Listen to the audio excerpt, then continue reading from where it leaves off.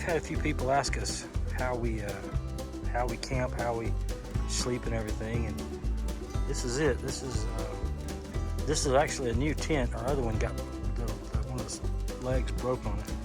So we just ordered this one and it came a couple days ago, but it's basically the same tent. A little bit bigger. So we have 2 cots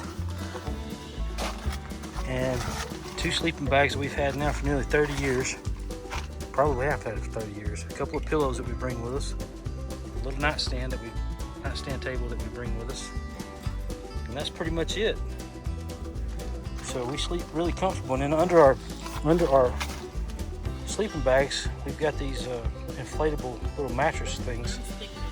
Yeah, Lisa's is like 1.5 inches, and mine's like 3/4. So that is how we camp when we travel. Pretty luxurious, really.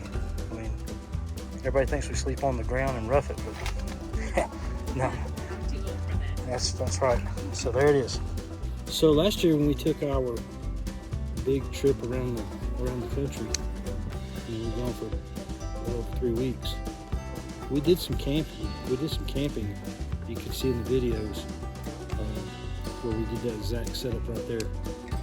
Our big tent, our cots, our sleeping bags, a pillow, and it was luxurious. And then we found these KOA cabins that really are just a hard tent. I mean, there's no water in them, there's no plumbing.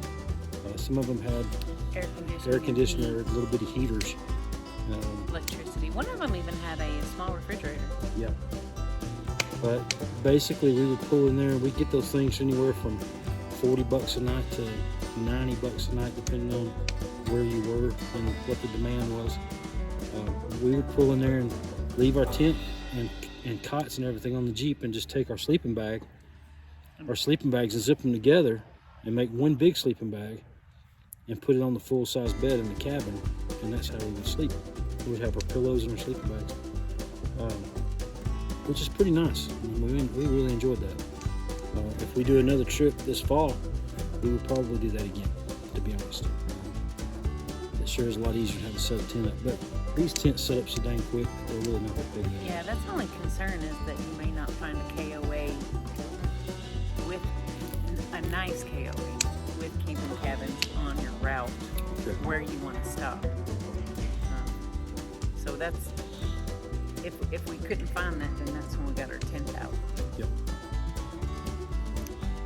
And now if we have weather come in on us, rain or that sort of thing, then in the back of the Jeep I carry extra tarps, big ones, and we'll stretch some strings if we can across here. We'll even pull them off the Jeep if we have to. And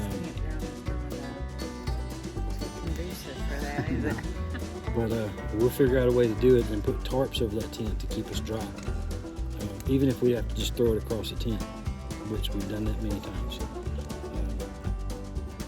And if it just really gets bad, we just pack it up and get in the Jeep and drive the hell out of here.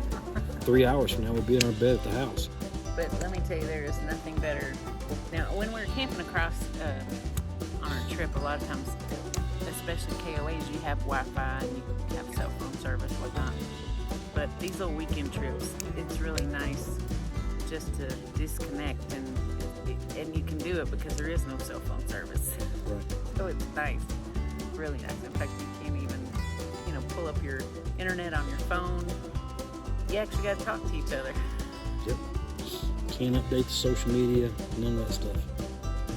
Well, it's not harsh. Yeah. I tried to get behind the tree, it's moved already. So I'm going to turn the camera around and show you something I just noticed in the campsite across the way over here. And that little vertical tent with the little pyramid on top, that is a porta potty tent or a shower tent.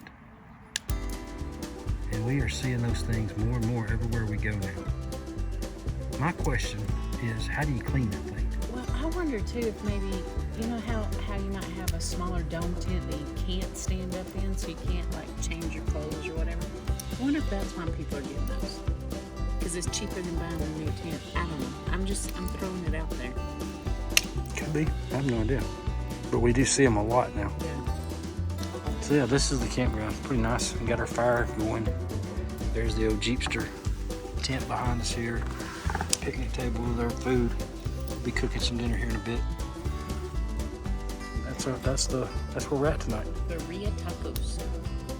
Barbacoa. Barbacoa. That's Barbacoa right. tacos. Barbacoa, not Berea. So we're at Hume Lake. Hume Lake in the Sequoia National Forest. I got one more thing I want to talk about. If you'll notice, we've got a trash bag on the back of the Jeep that Greg and Tina gifted us when we went back east. And I keep that thing loaded with firewood and bottles of jugs of water. And it has done extremely well. Now right now it looks like a baby's wet diaper hanging off the back. It does. It totally does. But that dude right there, that's the ticket. I was telling Lisa that if that one wears out, I think Tina bought 2 of them and she gave $5 a piece for me, some kind of fundraiser. So it's a $5 Jeep diaper. But if that one wears out, they sell them for like $100 at the Sportsman's. I don't know if I want to pay $100, No, but I don't want to pay $100. We'll have to find one somewhere else. But still, that anybody's got a Jeep, and if they thought about that little dude right there, go get it. It's worth or it. any kind of vehicle, you got a back tire like Yeah, that. if you got that back tire, you can hang it off there because you can carry your firewood, all kind of stuff, and you can actually haul trash out of the place if that's what you want to do.